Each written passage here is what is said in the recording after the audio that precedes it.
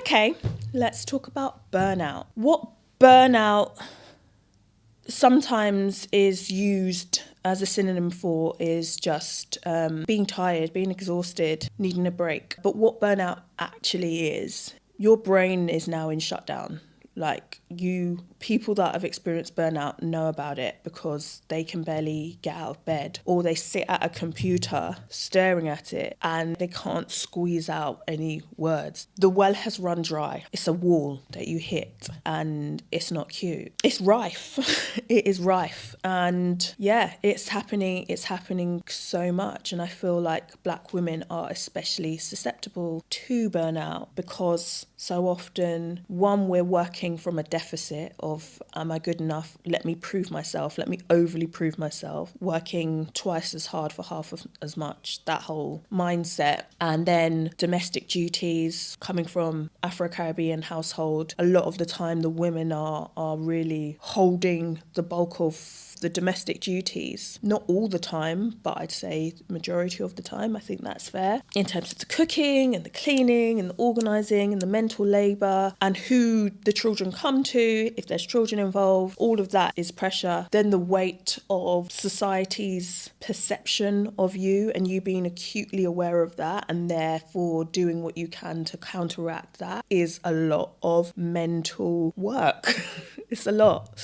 And a lot of the time we're ambitious. A lot of the time we feel like we've got a lot to prove. We've got family members who think X, Y, and Z, and I'll be damned if they think that I'm, struggling in this way or that way. So we overcompensate. And with the weight of all of that keeping us going, at some point, it just takes one, life event and it can tip us over the edge. It really can. And not to mention the women that feel a sense of shame for whatever societal expectations they are not living up to. So whether it is having children or not having children, being divorced or not having a relationship, whatever it is, there's a lot of shame that is part of the culture.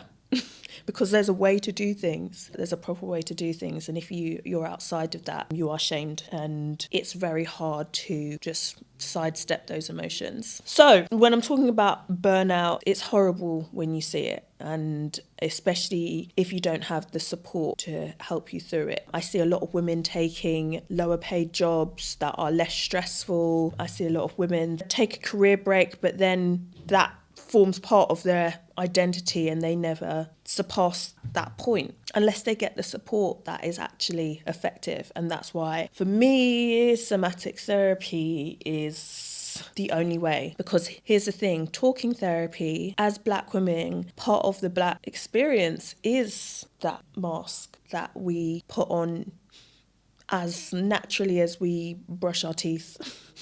I'm talking about the mask where we kind of put our professional face on and away we go.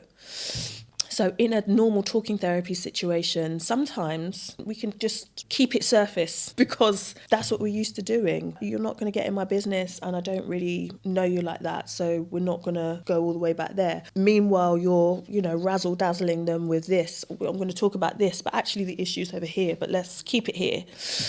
We are ninjas at all of that. What somatic therapy offers is a chance to drop in and bypass all of the performance, because so much of our life is a performance as Black person living in Western society. That's the tea. That's what it is. So somatic therapy is an invitation to go within and to really source truth via the body instead of via the intellect, because Black women, we are amongst the most educated group. We keep getting degrees. I know, I'll get another degree maybe, and then they won't be able to tell me anything. Oh, okay, you've got 14 already, but okay, go off, sis.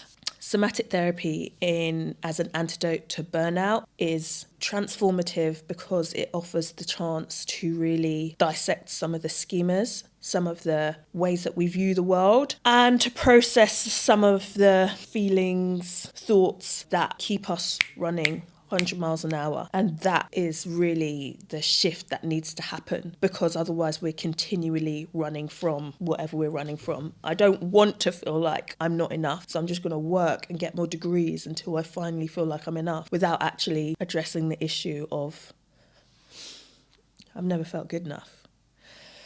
Woo, child. It's that deep. Yeah. Burnout is, we have to look at the cause of why do you feel you need to do the most at all times and be everything for everyone, and your needs. What even are those? Yeah. That's why burnout is rife in the Black community.